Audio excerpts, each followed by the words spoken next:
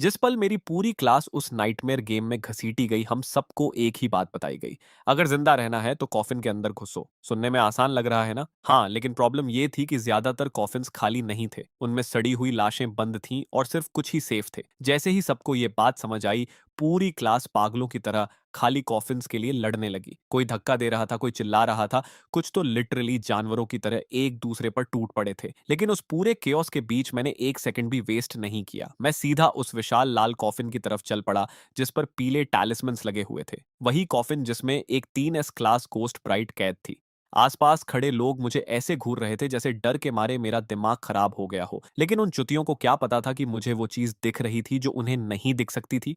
मेरी आंखों के सामने गॉड्स के चैट लॉग्स तैर रहे थे। वही गॉड्स जो इस डंजन को चला रहे थे, और उन्हीं मैसेजेस में इस मौत के गेम का हर हिडन क्लू छुपा था। तभी अचानक पूरे ग्रेवयार्ड के ऊपर खून जैसे लाल लेटर्स चमकने लगे। Welcome players to the strange world. Before the countdown reaches zero, each player must select a coffin. Each coffin may only contain one person. All players must strictly obey the game rules. Survivors will receive generous rewards. Failures will be erased immediately. Message खत्म होते ही आसमान में एक giant 10 minute का countdown दिखाई देने लगा, जो लगातार नीचे जा रहा था। पूरे ग्रेवयार्ड में पैनिक फट पड़ा। एक लड़की मिट्टी पर गिरकर अपना सिर पकड़ते हुए हिस्टेरिकली रोने लगी। ये जगह क्या है? स्ट्रेंज वर्ल्ड क्या होता है? कोई हमें बचाओ। तभी एक लड़का पूरी तरह टूट गया और पहाड़ से नीचे भागने लगा। लेकिन जैसे ही उसने ग्रेवयार्ड की बाउंड्री क्रॉस की, उसका पूरा शरीर ऐसे मरोड़ खाकर फट गया जैसे किसी इनविजिबल ब्लेंडर में डाल दिया गया हो। फ्लैश, बोन्स, सब कुछ काले पार्टिकल्स बनकर हवा में उड़ गया। और ठीक उसी समय ग्रेवयार्ड में मौजूद एक कॉफिन गायब हो गया। तभी अचानक एक आवाज पूरे शोर के बीच गूंजी, कोई हरकत मत करना भड़वो, सब वहीं खड़े रहो। मैंने आवाज की तरफ देखा तो हमारी क्लास का रिच सेकंड जनरेशन लड़का फैंग जी भीड़ के बीच खड़ा था। अजीब बात यह थी कि उसके चेहरे पर डर का नामो निशान तक नहीं था। उल्टा नल्ला एक्साइटमेंट में लग रहा था, जैसे उसे ये सब एंजॉय हो रहा हो। फिर अचानक उसकी आंखें बदल गईं। उसकी प्यूपिल्स के अंदर हल्की सिल्वर ग्लो चमकने लगी। तभी एक मैकेनिकल आवाज पूरे ग्रेवयार्ड में गूंजी, system notification, Fangji has awakened a talent. Due to displaying decisive qualities under extreme pressure, player Fangji has been selected by the High Dimensional Observer, Bliss Lord, and awakened the initial Earth Grade talent Fighter. ये आवाज सबने सुनी। भीड़ तुरंत फट पड़ी। क्या talent awaken हो गया? लेकिन फांग जी ने किसी की तरफ ध्यान नहीं दिया। वो पास पड़े एक काले कॉफिन की तरफ मुड़ा और अपनी सिल्वर आईज सिकोड़ ली। होली शिट, इसके अंदर कुछ है। आधी सड़ी हुई लाश से और उसके नाखून कम से कम 5 से 6 सेंटीमीटर लंबे हैं। सबसे पहले रिएक्ट मेरी ex girlfriend song Ying Ying ने किया। वो तुरंत भागकर फेंग जी की बाहों से चिपक गई। फेंग जी, तुम इनके अंदर देख सकते हो ना? प्लीज मेरी मदद करो, कौन से कॉफिन सेफ हैं? फेंग जी ने नीचे उसकी तरफ देखा, लेकिन उसे हटाया नहीं। उल्टा उसने टेरिफाइड क्राउड की तरफ देखकर अथॉरिटी से कहा, अगर जिंदा रहना है तो सब मेरे पास आओ और मेरी बात सुनो। उसकी बात सुनते ही सबकी सर्वाइवल इंस्टिंक्ट्स किक इन कर गईं। एक एक करके मेरे क्लासमेट्स उसके आसपास इकट्ठा होने लगे। सबके चेहरे पर वही पथेटिक एक्सप्रेशंस थे। कोई खुशामद कर रहा था, कोई भीख मांग रहा था।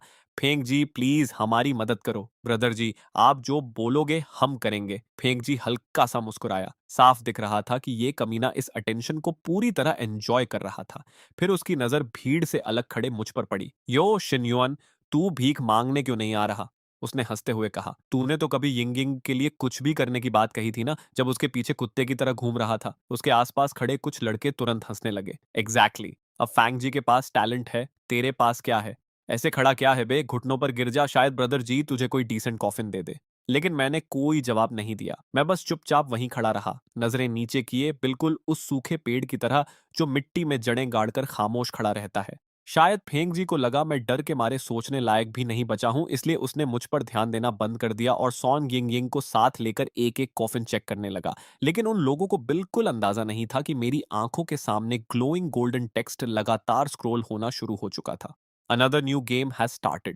These low dimensional insects still don't realize that once the countdown ends, living zombies will appear in the graveyard and tear apart anything outside the coffins. ये पढ़ते ही मेरी प्यूपल्स सिकुड़ गईं। मेरा शरीर आधे सेकंड के लिए जम गया। तभी और गोल्डन मैसेजेस तेजी से सामने बहने लगे। The funniest part is that the rotten corpses inside the coffins are actually the key to survival. The smell of decay hides the scent of the living, so the zombies will ignore anyone inside. I'm dying laughing. That idiot with the clairvoyance talent is desperately searching for empty coffins. He thinks empty means safe. Little does he know empty coffins are guaranteed death. Don't spoil too much. I worked hard to give that kid a talent as bait. I want to watch him confidently choose an empty coffin and get ripped apart by zombies. That's the fun part. Still, that giant red coffin covered in talismans is interesting. There's a ghost bride sealed inside, a hidden 3S level reward. But with the courage level of these insects, nobody will dare choose it. मेरा दिल जोर से सीने पर धड़कने लगा, लेकिन मैंने खुद को जबरदस्ती काम रखा। और सच बोलूं तो ये सब सुनकर अंदर कुछ ठंडा पड़ गया था। पिछले 3 सालों से मैंने सॉन्ग यिंग यिंग के लिए सब कुछ सैक्रिफाइस किया था। खुद खाना स्किप किया, हर पैसा बचाया, उसके लिए लग्जरी गिफ्ट्स खरीदे जो मेरी औकात से बाहर थे। और ग्रेजुएशन खत्म होते ही वो सीधा फेंक जी की बाहों में चली गई। उसी पल मेरा दिल पूरी तरह मर चुका था। ऐसी गोल्ड डाइगर लड़की को फेंक जी के साथ नरक में सड़ना ही डिजर्व करता था। उधर फेंक जी बड़ी शान से कॉफिन्स बांट रहा था, जैसे सबकी किस्मत का राजा वही हो। इस कॉफिन में रॉटन कॉर्प्स है, अगर बदबू सह लोगे तो सरवाइव कर जाओगे ली जीशांग। ये तुम्हारा। ली जीशांग तो ऑलमोस्ट झुक ही गया। Thank you brother ji, thank you. फिर फेंग जी दूसरे कोफिन की तरफ बढ़ा। इसमें भी कॉर्प्स है, लेकिन डिके कम है। जियांगटिंग, तुम इसमें जाओ। जियांगटिंग रोते हुए उसे बार बार थैंक्स बोलने लगी। एक एक करके सारे कॉफिन्स बंटते गए और फेंग जी वहीं लाइफ और डेथ का रूलर बनकर खड़ा रहा। नेचुरली सॉन्ग यिंगिंग को स्पेशल ट्रीटमेंट मिला। फेंग जी ने पर्सनली उसके लिए एक रिलेटिवली क्लीन एम्पटी कॉफिन चुना। उसने उसके कंधे पर हाथ रखते हुए कहा, यह कॉफिन पुराना और टूटा हुआ है, लेकिन कम से कम अंदर कोई लाश नहीं है, थोड़ा एंड्योर कर लो। सॉन्ग यिंग यिंग ने डिस्गस्ट से नाक सिकोड़ ली। साफ दिख रहा था कि सिर्फ कॉफिन को देखकर ही उसे घिन आ रही थी, लेकिन फिर भी वो कांपते हुए सिर हिलाने लगी। आखिर में सिर्फ 2 कॉफिन्स बचे। एक बिल्कुल प्लेन था, बिना किसी डेकोरेशन के, और उसका लिड थोड़ा खुला हुआ था। बाहर से वो पूरी तरह एम्प्टी लग रहा था। दूसरा वही विशाल क्रिम्सन कॉफिन था जिस पर पुराने फेडेड टैलिस्मन्स चिपके हुए थे। फांगजी ने अपनी सिल्वर आईज से रेड कॉफिन को स्कैन किया और भौहें सिकोड़ ली। मैं इसके अंदर नहीं देख पा रहा, कुछ इसे ब्लॉक कर रहा है। फिर वो एम्प्टी कॉफिन की तरफ मुड़ा। उसकी सिल्वर प्यूपिल्स ने उसे 3 बार ध्यान से स्कैन किया। कंप्लीटली क्लीन, कंप्लीटली एम्प्टी, अंदर कुछ भी नहीं। तभी जाकर उसके चेहरे पर रिलीफ आया। फिर उसने स्मग ग्रिन के साथ मेरी तरफ देखा। जेन्युइन, लगता है रेड वाला तेरे हिस्से आया। ली जिशांग तुरंत हंस पड़ा। जल्दी से ब्रदर जी को थैंक यू बोल दे, सोच अपनी गॉडेस के लिए ये आखिरी काम होगा तेरा। पूरी भीड़ फिर से हंसने लगी। यहाँ तक कि जो स्टूडेंट्स पहले ही कॉफिन्स के अंदर घुस चुके थे, वो भी मुझे ऐसे देख रहे थे जैसे कोई कॉमेडी शो चल रहा हो। लेकिन मेरी आंखों के सामने गोल्डन मैसेजेस लगातार स्क्रॉल हो रहे थे। No way, these low dimensional idiots actually handed the only hidden reward to the bullied kid. This is hilarious. The funniest part is that the idiot with clairvoyance thinks he got the biggest advantage. Once the zombies arrive, he'll finally understand what an empty coffin really means. ये पढ़कर मेरे होंठों पर धीरे धीरे एक ठंडी मुस्कान आ गई। उस वक्त फेंक जी खुद को मेन कैरेक्टर समझ रहा था। रियलिटी में तो भाई पूरी तरह कुक्कड़ था। मैं सीधे उस मैसिव रेड कॉफिन की तरफ बढ़ा जिससे टेरिफाइंग आइस वाइन एनर्जी निकल रही थी, और ऊपर काउंटडाउन अपने आखिरी 1 मिनट में पहुंच चुका था। मेरे आसपास हर कोई पैनिक में जल्दी जल्दी अपने कॉफिन के अंदर घुस रहा था। मैं क्रिम्सन कॉफिन के सामने जाकर रुका और अपना अंगूठा उसकी सरफेस पर रखा। वो मेरी सोच से भी ज्यादा ठंडा था। नॉर्मल ठंड नहीं, ऐसा लग रहा था जैसे मैंने जमी हुई मौत को छू लिया हो। मैंने भारी लिड को पकड़ा और धीरे धीरे उसे धक्का देकर खोला। जैसे ही कॉफिन थोड़ा सा खुला, बोन पियर्सिंग यिन एनर्जी की एक लहर बाहर फट पड़ी, जैसे उसके अंदर पूरी सर्दी कैद थी। और क्लेयरवॉयंस एबिलिटी ना होने की वजह से कॉफिन खुलने के बाद भी मैं उसके अंदर अंधेरे में क्या छुपा था ये नहीं देख पा रहा था। उसी समय फेंग जी अपने परफेक्टली क्लीन एम्पटी कॉफिन के अंदर राहत भरी स्माइल के साथ घुस रहा था, जबकि कई क्लासमेट्स मेरी तरफ मॉकिंग एक्सप्रेशन से देख रहे थे, जैसे उन्हें पूरा यकीन हो कि अब मैं मरने वाला हूं। मैं रेड कॉफिन के अंदर चढ़ गया और धीरे धीरे अंदर से उसका लिड बंद कर दिया। जैसे ही कॉफिन पूरी तरह सील हुआ, अंधेरा सब कुछ निकल गया। बिल्कुल एब्सोल्यूट डार्कनेस। और जिस पल मेरी पीठ कॉफिन के नीचे लगी, बर्फ जैसी ठंडी यिन एनर्जी की एक लहर मेरी रीढ़ से होती हुई सीधे दिमाग तक चढ़ गई। ठंड इतनी खतरनाक थी कि मेरे दांत अपने आप 2 बार टकरा गए, और तभी मेरा दायां हाथ गलती से किसी नरम चीज से छू गया। बेहद नरम, लेकिन इतनी ठंडी कि इंसानी महसूस ही नहीं हो रही थी। एक पल के लिए मेरी सांस रुक गई। मैंने धीरे धीरे उंगलियां आगे बढ़ाईं। सबसे पहले मुझे उभरे हुए पैटर्न्स महसूस हुए। हाथ से की गई सिलाई, इंट्रिकेट एम्ब्रॉयडरी पैसी, वेडिंग ड्रेस। मेरी उंगलियां धीरे धीरे ऊपर बढ़ती गईं, और ऑनेस्टली बोलूं, जो भी ये गोस्ट ब्राइड थी, उसकी फिगर सच में इंसेन थी, लेकिन उससे मेरे सिर में दौड़ रही दहशत जरा भी कम नहीं हुई। तो ये थी वो गोस्ट ब्राइड जिसके बारे में बुलेट कमेंट्स बात कर रहे थे। उसके शरीर से लगातार थिक यिन एनर्जी निकल रही थी जो पूरे कॉफिन को फ्रीजिंग पानी की तरह भर रही थी। मैं साफ महसूस कर पा रहा था कि मेरे हाथ पैरों की सेंसेशन तेजी से गायब हो रही है। मैंने खुद को होश में रखने के लिए अपनी जीभ जोर से काट ली। अभी पैनिक करना मतलब सीधा मरना था। बुलेट कमेंट्स पहले ही बता चुके थे कि ये घोस्ट ब्राइड एक एस हिडन रिवॉर्ड थी, मतलब इसे हासिल करने का कोई तरीका जरूर था। मुझे बस और क्लूज का इंतजार करना था। अभी जल्दबाजी की तो इंस्टेंट मौत तय थी। तभी अचानक बाहर की दुनिया जोर से कांपी, जैसे जमीन के नीचे से कोई विशाल चीज बाहर निकली हो। पूरा ग्रेवयार्ड हिंसक तरीके से हिलने लगा और आसमान में काउंटडाउन आखिरकार 0 पर पहुंच गया। अगले ही पल पूरे सीमेटेरी में डरावनी चीखें गूंज उठीं। बचाओ, किसी चीज ने मेरा कॉफिन तोड़ दिया। ज़ॉम्बीज़, यहाँ बहुत सारे ज़ॉम्बीज़ हैं। ये मेरी टांगें खा रहे हैं। मैंने एम्प्टी कॉफिन चुना था। ये सिर्फ मुझे ही क्यों अटैक कर रहे हैं? उन चीखों को सुनकर मेरी सांस अटक गई। बुलेट कमेंट्स पूरी तरह सही थे।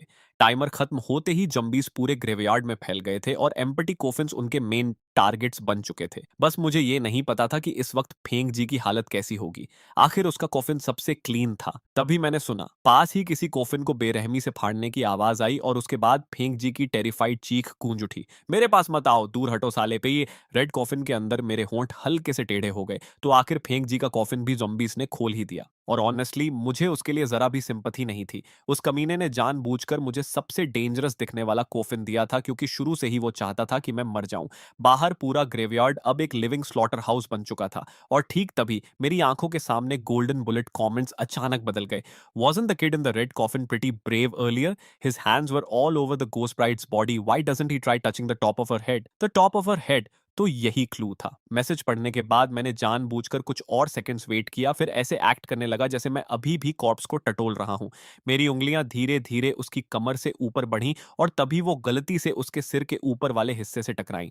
और वहीं मुझे वो चीज महसूस हुई, एक ठंडी मेटल नेल। वो नेल सीधे गोस्ट ब्राइड की खोपड़ी में ठोंकी गई थी, जिसमें सिर्फ करीब 2 सेंटीमीटर का नेल हेड बाहर निकला हुआ था। उसी पल मेरी आंखों के सामने एक ट्रांसलूसेंट आइटम पैनल खुल गया। Lie in the red coffin, contract ghost bride, soul sealing nail, SSS grade growth type cursed item. Removing the soul sealing nail will release the ghost bride seal. After forming a blood contract, the ghost bride may be summoned at any time to assist in battle. The holder may feed the ghost bride by killing supernatural entities, allowing her to continuously evolve. Warning: after removing the soul sealing nail, the contractor must complete the blood pact within 10 seconds. Failure to do so will cause the ghost bride to treat the remover as an enemy. पूरा description पढ़ते ही मैंने एक second भी waste नहीं किया। मैंने nail head को उंगलियों से पकड़ा, गहरी सांस ली और पूरी ताकत से खींच दिया। सोल सीलिंग नेल तुरंत बाहर निकल आई। सोचने का समय नहीं था। मैंने उसी नेल से अपनी इंडेक्स फिंगर चीर दी। गर्म खून तुरंत बाहर निकल आया और मैंने अपनी ब्लीडिंग फिंगर सीधे गोस्ट ब्राइड के होंठों पर दबा दी। खून की बूंदें एक एक करके उसके बर्फ जैसे ठंडे होंठों पर गिरने लगी। फिर अचानक मुझे वो महसूस हुआ, एक हल्की सी मूवमेंट। गोस्ट ब्राइड के होंठ धीरे से कांपे और फिर उन्होंने मेरी अब भी ब्लीडिंग फिंगर टिप को धीरे धीरे अपने अंदर बंद कर लिया। अगले ही सेकंड मेरी आंखों के सामने जाइंट गोल्डन वर्ड्स फट पड़े। Congratulations to player Jinyun for successfully contracting the ghost bride Julian. Current state dormant phase, feed supernatural power to unlock full strength. Holy crap, he actually pulled it off. That's an SSS grade contract. This low dimensional insect is kind of cracked. Just luck. A dormant ghost bride is all flash and no substance. If he wants her to truly evolve, he'll need to kill supernatural creatures using the soul sealing nail, assuming he survives that long. Did any of you notice? From touching the corpse to pulling the nail to completing the blood contract, this kid didn't hesitate even once. That's not simple luck. उधर mountain graveyard के बाहर मेरी पूरी class एक एक करके coffin से बाहर घसीटी जा रही थी। सब लोग सेमेट्री में जान बचाने के लिए पागलों की तरह भाग रहे थे, लेकिन थोड़ी ही देर में उनकी स्टैमिना जवाब दे गई और ज़ॉम्बीज़ ने उन्हें वहीं फाड़ना शुरू कर दिया। दूसरी तरफ फेंग जी अपने ही क्लासमेट्स को बेड बनाकर बार बार ज़ॉम्बीज़ से बच रहा था। डैम इट, मैंने क्लैरवॉयंस टैलेंट अवेकन किया था, फिर भी ये कर्स्ड गेम किसी लॉजिक को फॉलो ही नहीं करता। उस वक्त शायद फांगजी ने अपना फैसला कर लिया था। अब सिर्फ एक ही तरीका बचा है। वो सीधे ली जीचंग के कॉफिन की तरफ भागा। अंदर ली जीचंग सड़ी हुई लाशों के बीच कांप रहा था। ब्रदर जीचे, आप क्या कर रहे हो? लेकिन फांगजी ने बिना रुके उसे पकड़कर बाहर घसीटना शुरू कर दिया। ब्रदर जी नो! ली जिचेंग डेस्परेटली स्ट्रगल करने लगा, लेकिन फेंग जी पूरी तरह रूथलेस हो चुका था।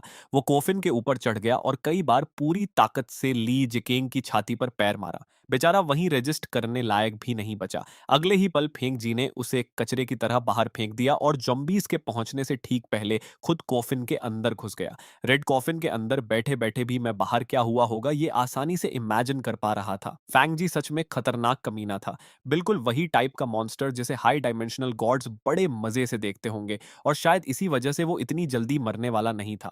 तभी अचानक गोस्ट ब्राइड ने मेरी फिंगर से खून चूसना बंद कर दिया। उसका शरीर पहले से थोड़ा गर्म महसूस हो रहा था, और फिर मुझे एक टेरिफाइंग सेंसेशन महसूस हुई। ऐसा लग रहा था जैसे कोई सीधे मेरी सोल को घूर रहा हो। मेरा हार्ट बीट जोर से स्किप हुआ।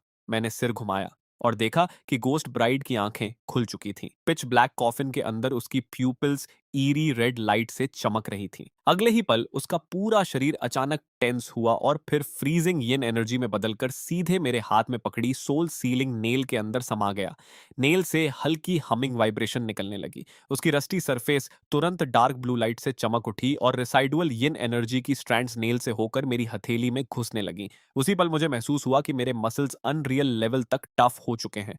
तभी मेरे दिमाग में एक सिस्टम नोटिफिकेशन गूंजा। Congratulations, host. You have obtained the active skill Ghost Bride's Protection. Duration 5 minutes. Upon activation, all attributes will forcibly double. Interesting. He actually survived the contract backlash. With that weapon, cleaning up the zombies outside shouldn't be difficult.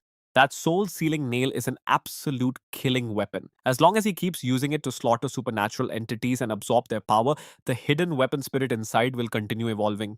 Bullet comments पढ़ने के बाद मेरी आंखें हल्की सिकुड़ गईं। Honestly अभी तक ज़ॉम्बीज़ से लड़ने का नाम सुनकर भी मेरे अंदर डर था, लेकिन अब गोस्ट ब्राइड का बफ पूरे शरीर में दौड़ रहा था और उसी के साथ कॉन्फिडेंस भी अंदर फट पड़ा। मैंने एक हाथ से सोल सीलिंग नेल को कसकर पकड़ा और दूसरे हाथ से कॉफिन के लिड पर जोरदार धक्का मारा। मेरी डबल्ड फिजिकल स्ट्रेंथ पूरी तरह एक्सप्लोड हो गई। भारी रेड कॉफिन लिड एक ही पुश में ऊपर उछल गया। बाहर माउंटेन ग्रेवयार्ड पूरी तरह नरक बन चुका था। दर्जनों ग्रीन हेयर्ड ज़ॉम्बीज़ लाशों पर झुके हुए फ्लैश और ऑर्गन्स खा रहे थे। जैसे ही उन्होंने मूवमेंट सुनी, सबसे पास वाला ज़ॉम्बी झटके से मेरी तरफ मुड़ा और रैबिड एनिमल की तरह मुझ पर टूट पड़ा। ये डिंगयुआन चुतिया हो गया है क्या? खुद मरना चाहता है क्या? लेकिन मेरी तरफ दौड़ते ज़ॉम्बी को देखकर भी मेरे चेहरे पर कोई बदलाव नहीं आया। घोस्ट ब्राइड के बफ के नीचे ज़ॉम्बीज़ की मूवमेंट्स इतनी स्लो लग रही थीं कि ऑलमोस्ट मजाक जैसी लग रही थी, और जब उसके क्लॉज मेरे गले से बस इंचेस दूर रह गए, तभी मैंने कैजुअली अपना सिर हल्का सा टिल्ट कर दिया। उसके क्लॉज मेरी नाक के बिल्कुल सामने से हवा चीरते हुए निकल गए। उसी मोशन में मैंने ज़ॉम्बी की लोअर बैक पकड़ ली, सोल सीलिंग नेल को ऊपर उठाया और पूरी ताकत से उसके स्कल में घुसा दिया। अगले ही सेकंड उसका सख्त क्रेनियम आर पार छिद गया। तभी सिस्टम नोटिफिकेशन गूंजा। Congratulations, host. Zombie successfully eliminated. The soul sealing nail has absorbed a small amount of yin energy. Current upgrade progress 33%। मतलब वेपन को फिर अपग्रेड करने के लिए मुझे दो और zombies मारने थे। फाइन बाय मी। मैंने धीरे से सोल सीलिंग नेल को जॉम्बी के स्कल से बाहर खींचा। खून की स्मेल ने पास के दो zombies को तुरंत एनरेस्ट कर दिया। दोनों गुटुरल रोअर करते हुए दोनों साइड से मेरी तरफ टूट पड़े, लेकिन मेरी आंखें बिल्कुल काम थीं, जैसे बिना लहर वाला मरा हुआ पानी। लेफ्ट वाला ज़ॉम्बी थोड़ा फास्टर था। मैंने आधा कदम दाईं तरफ शिफ्ट किया और उसके क्लॉज बस मेरे शोल्डर को स्क्रैप करते हुए निकल गए। उसी मूवमेंट में मैंने सोल सीलिंग नेल को कसकर पकड़ा और सीधा उसके अपर जॉ के आर पार घुसा दिया। उसी एग्जैक्ट मोमेंट पर दाईं तरफ वाला ज़ॉम्बी मेरे बैक पर क्लॉज मारने वाला था। मेरी टांग स्टील व्हिप की तरह निकली और सीधे उसके नी पर जा लगी। क्रीचर इंस्टेंटली बैलेंस खोकर जमीन पर गिर पड़ा। उसे रिकवर करने का मौका भी नहीं मिला। मैंने तुरंत सोल सीलिंग नेल नीचे घोंप दी, सीधे उसके स्कल के पीछे। The soul sealing nail has absorbed sufficient energy. Level increase to LV2, piercing strength and yin damage doubled. उसी समय मेरे हाथ में पकड़ा वेपन बदलने लगा। नेल हेड से एक जेड हैंडल निकल आया, जबकि करीब 30 सेंटीमीटर लंबा बॉडी स्ट्रेच होकर और शार्प हो गया। अब वो नेल कम और डेडली डैगर ज्यादा लग रहा था। गोल्डन कमेंट्स फिर से एक्सप्लोड हो गए। This insects combat instincts are insane. He fights like a cold blooded assassin, way better than those screaming trash bags running for their lives. Interesting. That weapon is finally starting to look worthwhile. Keep slaughtering each other low dimensional insects. Entertain us. तभी पास से एक desperate scream गूंजी। Help! कोई मुझे बचाओ! वो मेरी class का वंगचांग था। वो डर के मारे जमीन पर क्रॉल कर रहा था, जबकि एक अनयूजुअली मस्कुलर ज़ॉम्बी धीरे धीरे उसके पीछे बढ़ रहा था। Save me genuine. अगर बचा लिया तो मैं तुम्हें डैड तक बुलाऊंगा। जैसे ही वांग चांग ने मुझे देखा, उसकी आंखें ऐसे चमक उठीं जैसे उसे खुद सैल्वेशन मिल गया हो। मैंने हल्का सा अपनी आंखें सिकोड़ लीं।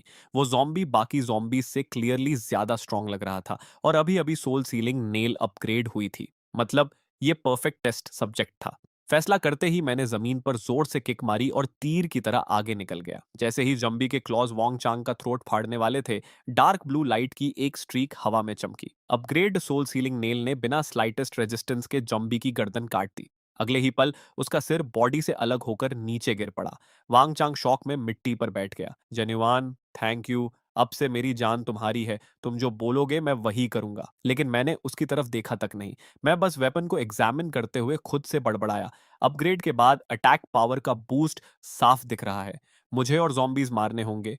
सोल सीलिंग नेल को लेवल अप करते रहना होगा। तभी अचानक मिट्टी के नीचे छिपे 3 जॉम्बीज जमीन फाड़कर बाहर निकल आए और हमारी तरफ झपट पड़े। उनमें से 2 ने तुरंत इंजर्ड वांग चांग को टारगेट किया। डर ने उसकी सैनिटी उसी पल तोड़ दी। बिना एक सेकंड सोचे वो आगे कूदा और मुझे सीधा जॉम्बीज की तरफ धक्का देकर खुद पीछे मुड़कर भाग गया। हाँ, मौत करीब आते ही इंसान अपना असली रंग दिखा देता है। मेरा शरीर सीधे ज़ॉम्बीज़ के एनसर्कलमेंट में लड़खड़ा गया, लेकिन आखिरी मोमेंट पर मैंने ज़बरदस्ती अपना बॉडी साइडवेज ट्विस्ट कर लिया।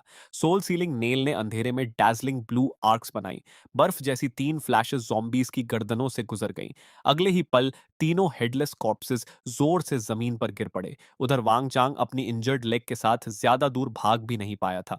मैं आराम से उसके पीछे चला, कुछ ही सेकंड्स में उसे पकड़ लिया और उसकी पीठ पर जोरदार किक मारी। वो मुंह के बल जमीन पर गिर पड़ा और पैनिक में पलटकर बोला, शिन्युआन, मेरा वो मतलब नहीं था, जॉम्बी ने मुझे धक्का दे दिया था अभी। मैं धीरे धीरे उसकी तरफ बढ़ा। मेरी आंखें बर्फ से भी ज्यादा ठंडी थीं। फिर एक गीली टीयरिंग साउंड गूंजी। वांग चांग ने हॉरर और अनविलिंगनेस से अपनी चेस्ट पकड़ ली और अगले ही पल लाइफलेस होकर जमीन पर गिर पड़ा।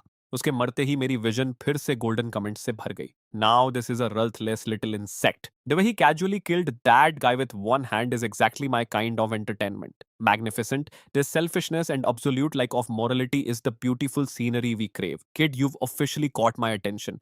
उस मोमेंट पर मुझे आखिर पूरी सच्चाई समझ आ गई। ये गेम कभी सर्वाइवल ट्रायल था ही नहीं, ये एक अरीना था, एक ग्लैडिएटर पिट जिसे हाई डायमेंशनल गॉड सिर्फ एंटरटेनमेंट के लिए चला रहे थे। और इस गेम को जीतने का सिर्फ एक तरीका था, मॉन्स्टर्स से भी ज्यादा कोल्ड बनना। आसपास मौजूद हर इंसान को सिर्फ एक्सपेंडेबल चेस पीसेस की तरह देखना। मैंने धीरे से सोल सीलिंग नेल को फिर बाहर खींचा और सामने उमड़ते जॉम्बीज के टाइट को ठंडी नजरों से देखा। तो आ जाओ, एक दिन मैं साबित करके रहूंगा कि इंसेक्ट्स भी गॉड्स को मार सकते हैं। उसके बाद मेरा शरीर जॉम्बी हॉर्ड के बीच फैंटम की तरह घूमने लगा। सोल सीलिंग नेल का हर स्विंग एक और जॉम्बी की जान ले रहा था। जब भी क्लॉज मेरी तरफ आते, मैं कामली साइड स्टेप करता और वेपन को परफेक्टली उनके फेटल पॉइंट्स में घुसा देता। Dodge, pierce, kill, repeat. धीरे धीरे मेरी मूवमेंट्स ऑलमोस्ट मैकेनिकल हो गईं। एफिशिएंट, रूथलेस क्रेडिटी, क्लीन। कुछ देर बाद एक और सिस्टम नोटिफिकेशन मेरी आंखों के सामने चमका। The soul sealing nail has absorbed sufficient energy, level increase to LV3, yin damage greatly increased. इस बार वेपन का अपीयरेंस ज्यादा नहीं बदला, लेकिन उसकी ब्लेड से टेरिफाइंग फ्रीजिंग ऑरा निकलने लगी। मैंने ग्रिप और टाइट की और बाकी बचे जॉम्बीज को काटना जारी रखा। दूसरी तरफ ग्रेवयार्ड के एक मैसिव रॉक के पीछे कुछ सर्वाइवर्स छिपकर ये पूरा मैसेकर देख रहे थे। ये कमीना और फास्ट कैसे होता जा रहा है? एक लड़के ने धीरे से कहा। पहले इसे एक जंबी मारने में 2-3 हिट्स लगते थे। दूसरा लड़का बिटर आवाज में बोला, बस लकी हो गया है। वो वेपन किसी के हाथ में होता तो कोई भी बाहर पागलों की तरह फाइट कर लेता। धीरे धीरे टाइम गुजरता गया। आखिरकार गोस्ट ब्राइट का प्रोटेक्शन बफ खत्म हो गया। मैंने जल्दी से बैटलफील्ड स्कैन किया। अब तक मैं कुल 15 जॉम्बीज मार चुका था, लेकिन ग्रेवयार्ड में अभी भी कुछ जॉम्बीज घूम रहे थे। तभी अचानक पूरे सेमेट्री के ऊपर एक मैसिव रेड बैरियर उतर आया। जितने भी जॉम्बीज हिल रहे थे वो सब इंस्टेंटली फ्रीज हो गए। अगले ही सेकंड उनके बॉडीज अंदर से फट गईं और वो ब्लैक सैंड बनकर मिट्टी में समा गए। Beginner trial complete, surviving players 12। खत्म हो गया? एक ट्रेम्बलिंग आवाज कॉफिन के अंदर से आई। कुछ सेकंड्स बाद एक कॉफिन का लिड धीरे से खुला और एक रोती हुई लड़की डरते डरते बाहर झांकी। फिर दूसरा कॉफिन खुला, फिर तस्साई। एक एक करके सर्वाइवर्स बाहर निकलने लगे। फैंगजी अभी भी जिंदा था, एग्जैक्टली जैसे मैंने एक्सपेक्ट किया था, लेकिन अब उसकी हालत किसी गटर से निकले चूहे जैसी लग रही थी। सिर से पैर तक डिस्गस्टिंग ग्रीन कॉर्प्स स्लाइम में लथपथ। लेकिन असली शॉकिंग बात वो नहीं थी। असली शॉक थी सॉन्ग यिंगिंग। समहाउ वो भी अभी तक जिंदा थी, जबकि उसका कॉफिन तो एम्प्टी था। तो आखिर वो बची कैसे? उनके अलावा 9 और सर्वाइवर्स थे। उनमें एक था जाओ पेंग, हमारी क्लास का लंबा एथलेटिक स्पोर्ट्स कैप्टन जो हमेशा फेंग जी के लॉयल अटैक डॉग की तरह घूमता था। उसके साथ पोनीटेल वाली लड़की ली जियाओ खड़ी थी, जो सॉन्ग यिंगिंग की बेस्ट फ्रेंड थी। तभी आसमान में फिर से ब्लड रेड टेक्स्ट चमकने लगा। The blood point settlement phase will now begin. Rewards will be distributed based on each player's performance. Blood points are the only currency within the strange world and may be used to purchase cursed items or trade with other players. Announcement खत्म होते ही पूरे sky में translucent settlement panels दिखाई देने लगे। हर survivor अपना reward breakdown देख सकता था और मेरे पैनल पर एक नंबर सबसे ज्यादा चमक रहा था। Total blood points 1350। उसे देखते ही मेरा दिमाग कैलकुलेशंस करने लगा। पॉइंट्स का एक हिस्सा डेफिनेटली रेड कोफिन चूज करने से आया था, जैसा मैंने सोचा था। हाई रिस्क मतलब इनसेन रिवॉर्ड्स। लेकिन उससे भी इंपॉर्टेंट बात कुछ और थी। प्लेयर्स को मारने पर भी ब्लड पॉइंट्स मिलते थे। मतलब ये सिस्टम सिर्फ प्लेयर्स को एक दूसरे को मारने की परमिशन नहीं दे रहा था, ये एक्टिवली उसे एनकरेज कर रहा था। मेरे होंठों के कोने पर धीरे से एक फेंट स्माइल आ गई। उधर फैंग जी का चेहरा देखने लायक था। उसके सेटलमेंट पैनल पर सिर्फ पैथेटिक 200 ब्लड पॉइंट्स थे। रिवॉर्ड्स डिस्ट्रीब्यूट होने के तुरंत बाद सिस्टम ने एक और अनाउंसमेंट किया। All surviving players are now granted 10 minutes of safe time. During this period, no supernatural entities will appear and all players will remain in a non-attackable state. कुछ देर बाद ली जाओ सॉन्ग यिंगिंग को लेकर मेरी तरफ आई। चिन युएन, हमें तुमसे कुछ बात करनी है। मैंने उसे पूरी तरह इग्नोर कर दिया, लेकिन ली जाओ को फर्क ही नहीं पड़ा। वो कॉन्फिडेंटली सीधी खड़ी हुई और बोलती रही, तुम्हारे हाथ वाला वेपन फेंग जी को दे देना चाहिए। ये सुनकर मैंने आखिरकार धीरे से अपनी नजरें उसकी तरफ उठाई। ली जाओ ने अपने हाथ सीने पर बांध लिए, जैसे वो सबकी तरफ से बात कर रही हो। तुम जानते हो ना कि फैंग जी ने क्लेरवॉयंस टैलेंट अवेकन किया है। उसके पास टैलेंट स्किल है, तुम्हारे पास नहीं। वो वेपन उसके हाथ में अपनी मैक्सिमम पोटेंशियल तक पहुंच सकता है। उसके बगल में खड़ा जाओ पेंग तुरंत सिर हिलाने लगा। एग्जैक्टली फैंग जी के पास टैलेंट है। अगर वो वेपन यूज करेगा तो डेफिनेटली तुमसे ज्यादा स्ट्रांग होगा। हमें ग्रुप के बारे में सोचना चाहिए। आसपास खड़े बाकी क्लासमेट्स भी एक दूसरे को देखने लगे और फिर सबकी नजरें मेरी तरफ मुड़ गईं। किसी ने खुलकर कुछ नहीं कहा, लेकिन उनकी आंखों में ग्रीड साफ दिख रही थी। मैं ऐसे खड़ा रहा जैसे मुझे कुछ फर्क ही नहीं पड़ रहा। मेरी साइलेंस देखकर ली जाओ और बोल्ड हो गई। और तुम्हारे ब्लड पॉइंट्स भी सबके साथ इक्वली शेयर होने चाहिए। रेड कॉफिन तुम्हें सिर्फ इसलिए मिला क्योंकि हम बाकी लोगों ने तुम्हें लेने दिया, नहीं तो तुम्हें वो रिवॉर्ड्स कभी नहीं मिलते। थोड़ी दूर खड़ा फैंग जी ये पूरा सीन हल्की स्माइल के साथ एंजॉय कर रहा था। कुछ क्लासमेट्स ग्रीडी दिख रहे थे, कुछ गिल्टी, और कुछ तो धीरे धीरे मेरे और करीब आने लगे थे, जैसे प्रेशर बढ़ाने वाले हों। लेकिन सबसे फनी बात यह थी कि उनमें से किसी को भी अपनी डिमांड अनरीजनेबल नहीं लग रही थी। उसी समय गोल्डन कमेंट्स फिर एक्सप्लोड हो गए। हाँ हाँ, यही ड्रामा देखना मुझे पसंद है। बेकार के कावर्ड्स कॉफिन्स के अंदर ट्रैश की तरह कांपते रहे और अब जॉम्बी मारने वाले बंदे से रिवॉर्ड्स मांग रहे हैं। लो डायमेंशनल इंसेक्ट्स कभी नहीं बदलते। जब खुद में एबिलिटी नहीं होती तब कलेक्टिव की बातें शुरू कर देते हैं। रिस्क कुछ नहीं लेना, लेकिन बेनिफिट्स फ्री में चाहिए। मैंने धीरे धीरे सोल सीलिंग नेल पर अपनी पकड़ कस ली। डार्क ब्लू फ्रॉस्ट उसकी ब्लेड पर फैलने लगी और आइसी यिन एनर्जी बाहर लीक होने लगी। यहां तक कि मेरे पैरों के नीचे की मिट्टी पर भी पतली बर्फ जमने लगी। मेरी नजर सामने खड़े हर चेहरे पर घूमी।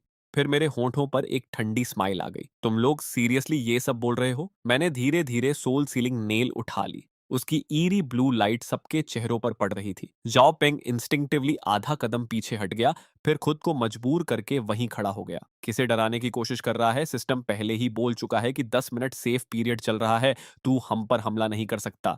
ये सुनते ही कुछ और लोगों को भी हिम्मत आ गई। एग्जैक्टली अभी कोई किसी को हर्ट नहीं कर सकता, वेपन होने से क्या फर्क पड़ता है? उनकी स्टुपिडिटी देखकर मुझे ऑलमोस्ट हंसी आ गई। तुम सही कह रहे हो, अभी मैं तुम लोगों के साथ कुछ नहीं कर सकता। मैं हल्का सा रुका, फिर सोल सीलिंग नेल सीधा उनकी तरफ पॉइंट कर दी। लेकिन 10 मिनट्स बाद उसी पल एटमॉस्फेयर पूरी तरह फ्रीज हो गया। तुम सबने सेटलमेंट पैनल देखा था ना? मेरी आवाज और ठंडी हो गई। एक प्लेयर को मारने पर 100 ब्लड पॉइंट्स मिलते हैं, ज़ॉम्बीज मारने से कहीं ज्यादा प्रॉफिटेबल। सबके चेहरे एक साथ बदल गए। लीजाओ के होंठ कांपने लगे, उसकी सारी कॉन्फिडेंस गायब हो चुकी थी। जाओ पेंग बार बार अपनी फिस्ट्स भींच और खोल रहा था और उसके माथे पर कोल्ड स्वेट आ गया था। चिन युआन, तुम सच में लोगों को नहीं मारोगे ना? हम तुम्हारे क्लासमेट्स हैं। जाओ पेंग टफ बनने की कोशिश कर रहा था, लेकिन उसकी आवाज में कॉन्फिडेंस का नाम नहीं था। मैंने उसे इंडिफरेंट नजरों से देखा। मैं पहले ही एक आदमी मार चुका हूं, भूल गए? पूरी भीड़ इंस्टेंटली स्टिफ हो गई। एक लड़की धीरे से बुदबुदाई, ये सच में लोगों को मार देगा। वांग चांग को इसी ने मारा था। वो सेंटेंस क्राउड में बीमारी की तरह फैल गया। झो पेंग और बाकी लोगों के चेहरे और अगली हो गए। वांगचांग हमारा क्लासमेट था, तुम उसे कैसे मार सकते हो? किसी ने चिल्लाकर कहा।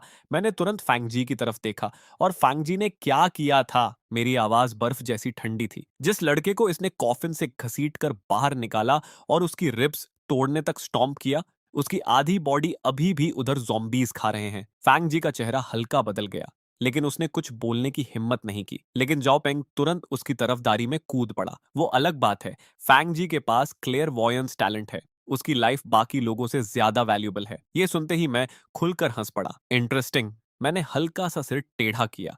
मतलब टैलेंटेड आदमी दूसरों को मारे तो उसे सर्वाइवल बोलते हो, लेकिन बिना टैलेंट वाला किसी को मारे तो वो मॉन्स्टर बन जाता है। मेरी आंखें हल्की सिकुड़ गईं। समझ गया, तुम्हारा लॉजिक याद रखूंगा। जो पेंग तुरंत पीछे हट गया और चुपचाप एक कदम और दूर हो गया। उसे अब बोलने की हिम्मत नहीं थी। रियलाइजिंग कि इंटिमिडेशन काम नहीं कर रही, ली जाओ ने तुरंत तरीका बदल दिया। उसने सॉन्ग यिंगिंग का हाथ पकड़कर उसे आगे खींच लिया। छिन युएन, तुम पहले यिंगिंग को बहुत पसंद करते थे ना? उसने मेरी तरफ देखते हुए कहा। अब खुद को देखो, तुम इतने कोल्ड ब्लडेड बन गए हो। यिंगिंग को तुम्हारा ऐसा बिहेवियर कभी पसंद नहीं आएगा। बस वेपन दे दो ना। उसके बगल में खड़ी सॉन्ग यिंगिंग ने जानबूझकर होपफुल एक्सप्रेशन बनाया। ऑनेस्टली मैं साफ समझ सकता था उसके दिमाग में क्या चल रहा था। ऐसे डेथ गेम में एक लॉयल सिंप होना उसकी सर्वाइवल ऑड्स को कई गुना बढ़ा देता। लेकिन अनफॉर्चुनेटली उसके लिए मेरे चेहरे पर जरा सा भी बदलाव नहीं आया। सॉन्ग यिंगिंग ने ऑकवर्डली अपना होंठ काटा। छिन युएन, अगर तुम वेपन नहीं दोगे तो मैं भी अब तुम्हें अटेंशन नहीं दूंगी। बाद में रिग्रेट मत करना। इतना बोलकर उसने जानबूझकर अपना चेहरा दूसरी तरफ घुमा लिया, जैसे उसे पूरा यकीन हो कि मैं पहले की तरह उसे मनाने लगूंगा। हाँ, वो अभी भी मुझे वही पुराना पैथेटिक आदमी समझ रही थी। वेपन और ब्लड पॉइंट्स दोनों भूल जाओ, मैंने शांत आवाज में कहा। तुम लोगों पर मैंने अभी तक अटैक सिर्फ पुरानी मेमोरीज की वजह से नहीं किया। फिर मैंने सॉन्ग यिंगिंग की तरफ हल्की प्लेफुल स्माइल के साथ देखा। एक्चुअली मुझे एक चीज जाननी है। मेरी आंखें धीरे धीरे शार्प हो गईं। कॉर्प्सेस वाले कॉफिन्स पर ज़ॉम्बीज इसलिए हमला नहीं कर रहे थे क्योंकि सड़ांत की स्मेल लिविंग सेंट को हाइड कर रही थी। लेकिन फैंग जी ने तुम्हें एम्प्टी कॉफिन दिया था, है ना? मैंने सीधा उसकी आंखों में देखते हुए पूछा। तो फिर तुम जंबी अटैक से बची कैसे? सॉन्ग यिंगिंग का चेहरा इंस्टेंटली फ्रीज हो गया। मैं लकी थी। लकी? मैं हल्का हंसा। ये बात खुद तुम्हें भी बिलीवेबल लगती है? आसपास खड़े सारे क्लासमेट्स तुरंत सॉन्ग यिंगिंग की तरफ मुड़ गए।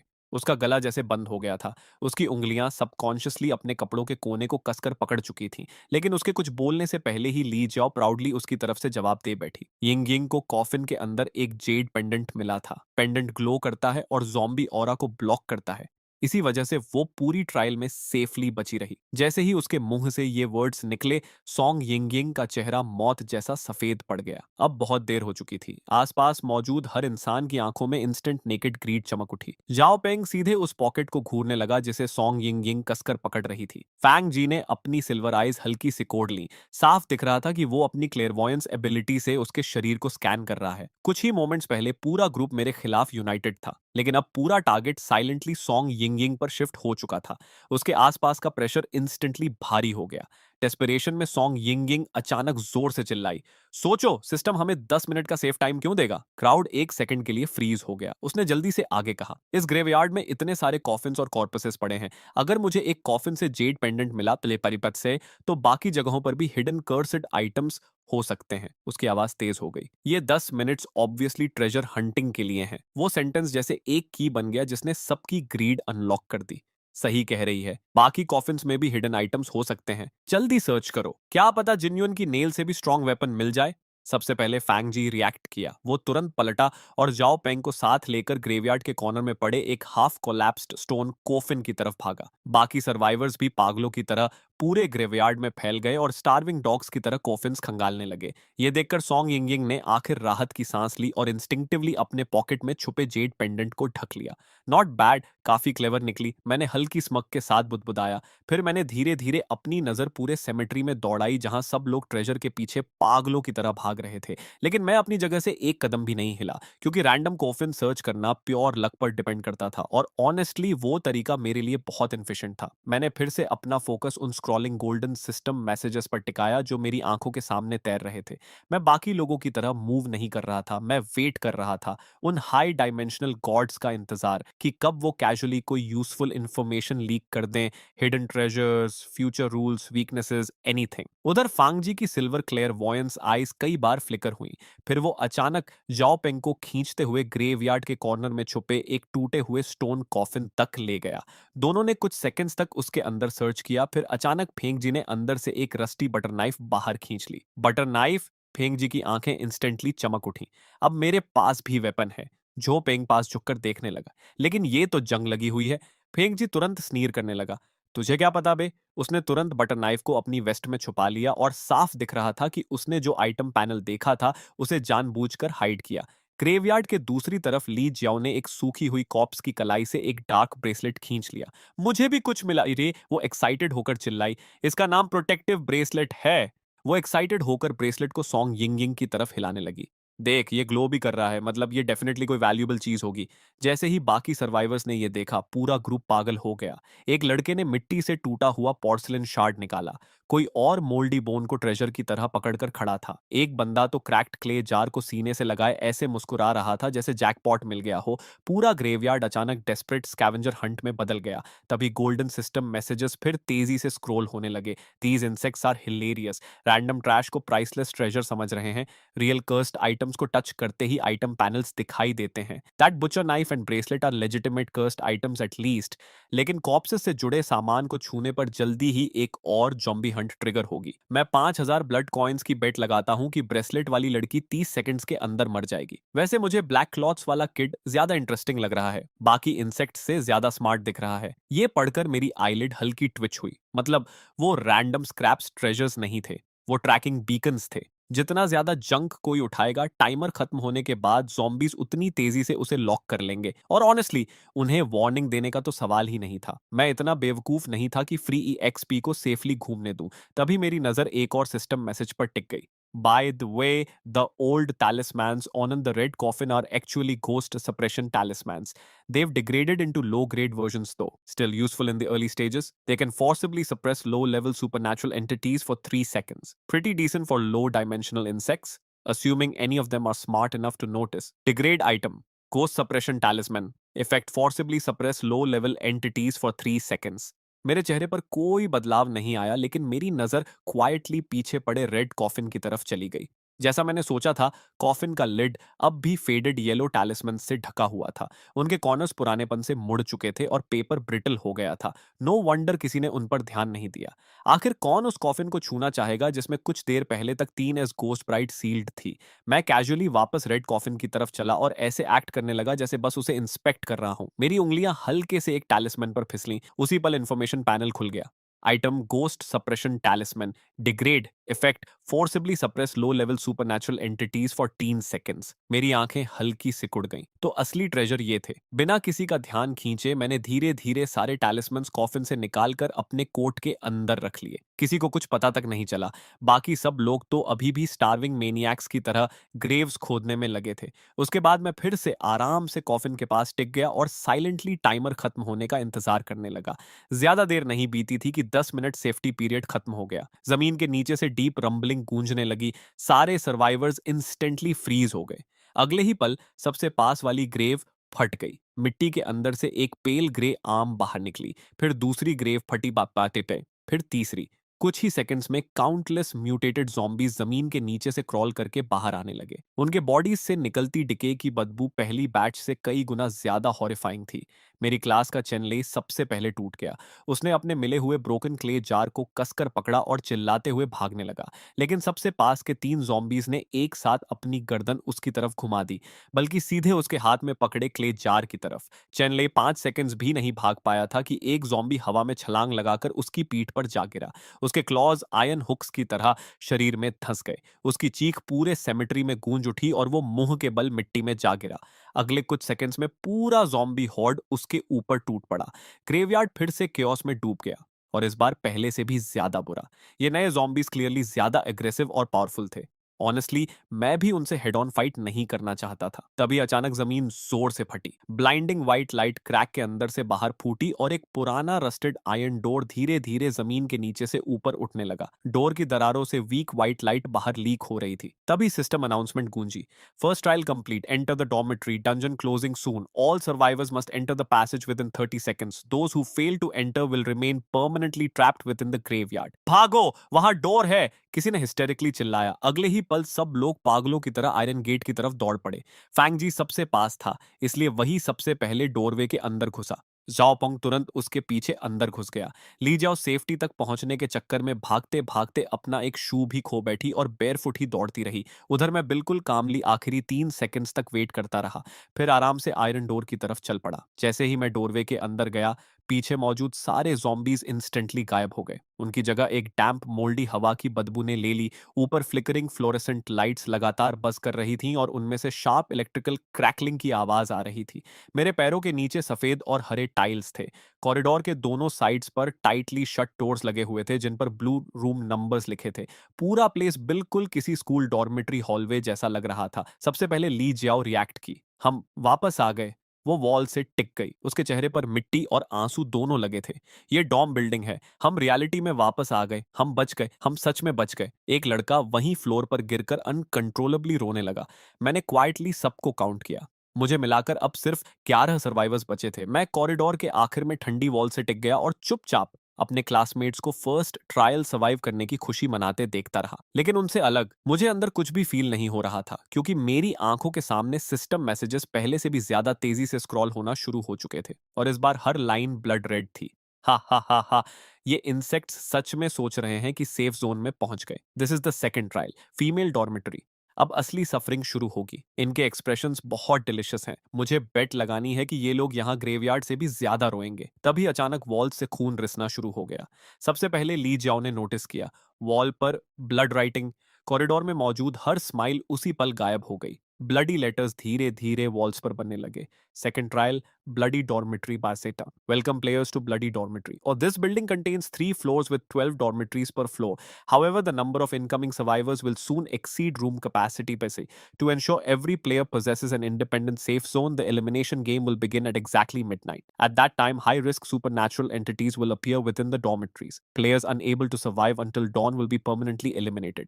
ब्लडी टेक्स्ट गायब हो गया। उसकी जगह एक जाइंट ब्लड रेड क्लॉक दिखाई देने लगी जो मिडनाइट की तरफ काउंटडाउन कर रही थी। सबसे पहले लियू शाओफोंग टूट गई। वो चीखते हुए फ्लोर पर गिर पड़ी और अपना चेहरा ढककर हिस्टेरिकली रोने लगी। ये रियलिटी नहीं है, हम अभी भी गेम के अंदर हैं। कई लड़कों के चेहरे इंस्टेंटली सफेद पड़ गए। जाओ पेंग ब्लड रेड क्लॉक को देखते हुए कांपने लगा। फैंग जी ने साइलेंटली अपनी बुचर नाइफ को और कसकर पकड़ लिया। उसका एक्सप्रेशन बेहद अगली हो चुका था।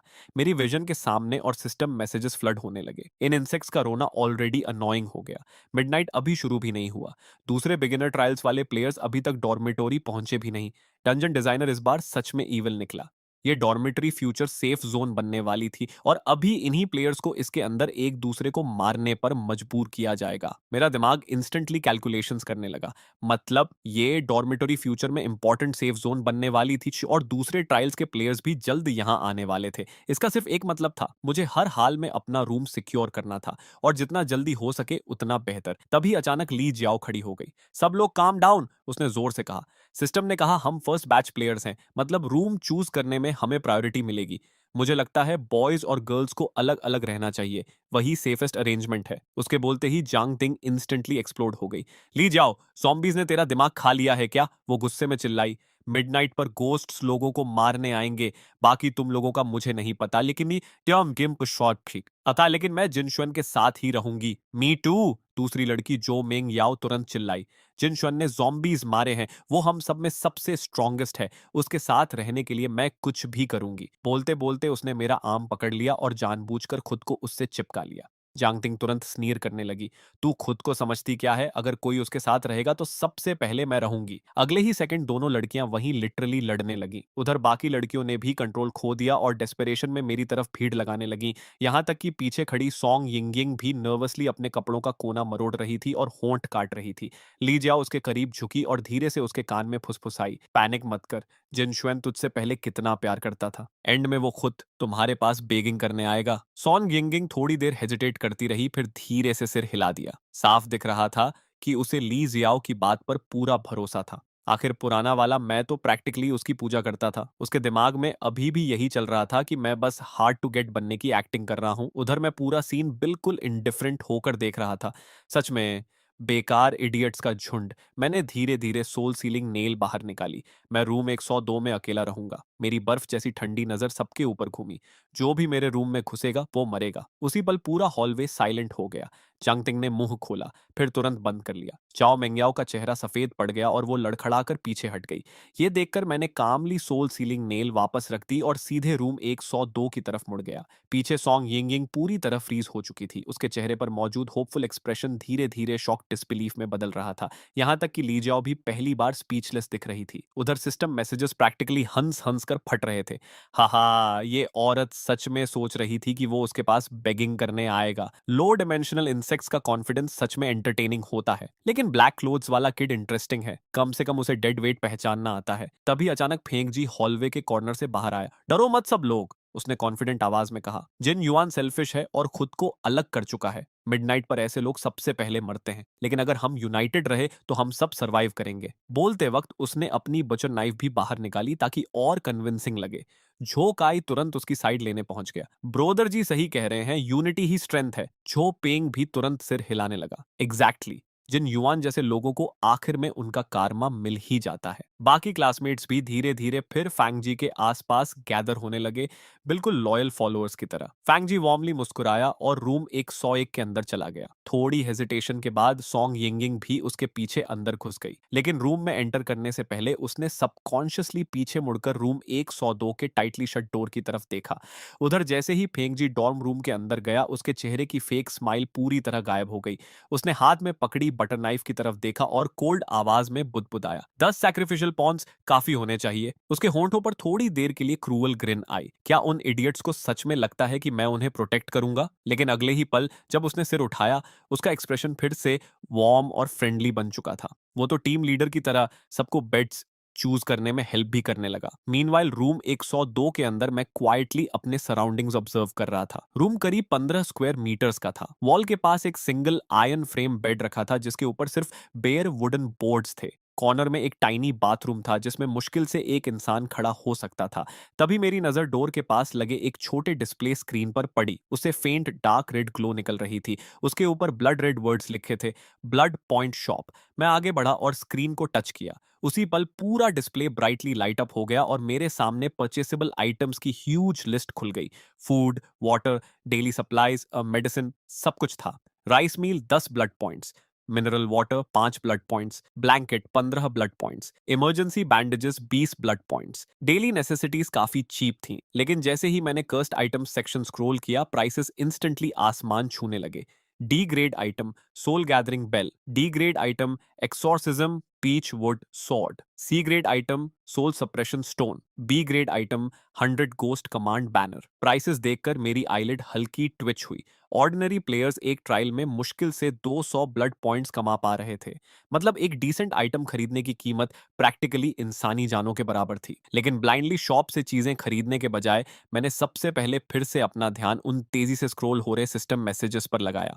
शॉप के जंग की किसे परवाह है, असल एंटरटेनमेंट तो मिडनाइट पर शुरू होगा। इस बार उन्होंने रिजेंटमेंट टाइप स्पिरिट्स रिलीज किए हैं। ये पढ़ते ही मेरी प्यूपिल्स इंस्टेंटली सिकुड़ गईं। रिजेंटमेंट टाइप गोस्ट्स, वो जॉम्बीज से कई गुना ज्यादा टेरिफाइंग होते हैं। मैंने कामली अपनी नजर वापस शॉप स्क्रीन पर डाली और कैजुअली ब्राउज करने का एक्ट करने लगा, जबकि सीक्रेटली मैं स्पिरिट टाइप एंटिटीज के खिलाफ यूजफुल आइटम्स सर्च कर रहा था। कई बार लिस्टिंग्स रिफ्रेश करने के बाद आखिर मुझे वही मिल गया जिसकी जरूरत थी। D grade item 5 Emperor coin string. Constructed from 5 copper coins from different dynasties tied together with red string. Greatly reduces the detection range of resentment type entities after equipping, equivalent to 30 seconds of invisibility. D grade item Black Dog Blood. Collected from the heart blood of a pure black dog. After splashing onto resentment type entities, they become visible and vulnerable to physical attacks for 5 seconds. मैंने बिना hesitation दोनों items instantly खरीद लिए। अगले ही second दोनों चीजें सीधे मेरे सामने मटेरियलाइज हो गईं। मैंने कॉपर कॉइन स्ट्रिंग को अपनी गर्दन में पहन लिया और ब्लैक डॉग ब्लड की बॉटल कोट के अंदर पॉकेट में रख ली। सब प्रिपेयर करने के बाद मैंने धीरे धीरे अपनी आंखें बंद की और कमर पर लगी कोल्ड सोल सीलिंग नेल को हल्के से रब करने लगा, कोशिश करते हुए कि अपनी कॉन्शियसनेस के अंदर गहराई में मौजूद गोस्ट ब्राइड को सेंस कर सकूं। क्या तुम मुझे सुन सकती हो जूलियन? साइलेंस, बिल्कुल कंप्लीट साइलेंस। लेकिन मैं इम्पेशेंट नहीं हुआ। जूलियन एक 3S कॉन्ट्रैक्टेड एंटिटी थी। उसे ट्रूली अवेकन करना ऑब्वियसली आसान नहीं होने वाला था। फिर भी 5 एम्परर कॉइन्स के 30 seconds invisibility effect, black dog blood के 5 सेकंड्स वल्नरेबिलिटी इफेक्ट और सोल सीलिंग नेल की रॉ किलिंग पावर को मिलाकर देखें तो आज रात उन रिजेंटमेंट स्पिरिट से सर्वाइव करना शायद पॉसिबल था। मैं अभी अपने सर्वाइवल ऑड्स कैलकुलेट ही कर रहा था कि तभी कॉरिडोर के बाहर अचानक डेंस फुटस्टेप्स गूंजने लगे। तो फिलहाल के लिए इसी के साथ ये वीडियो यहीं खत्म होती है। लेकिन भाई, स्टोरी अभी बस शुरू हुई है और अगर इसका नेक्स्ट पार्ट रिलीज होता है तो मैं उसका नया पार्ट बहुत जल्द लेकर आ जाऊंगा। तब तक के लिए लाइक, सब्सक्राइब और बेल आइकॉन दबाना मत भूलना, क्योंकि आगे इस डेथ गेम में सिर्फ गोस्ट्स ही नहीं, इंसानों का असली चेहरा भी देखने को मिलने वाला है।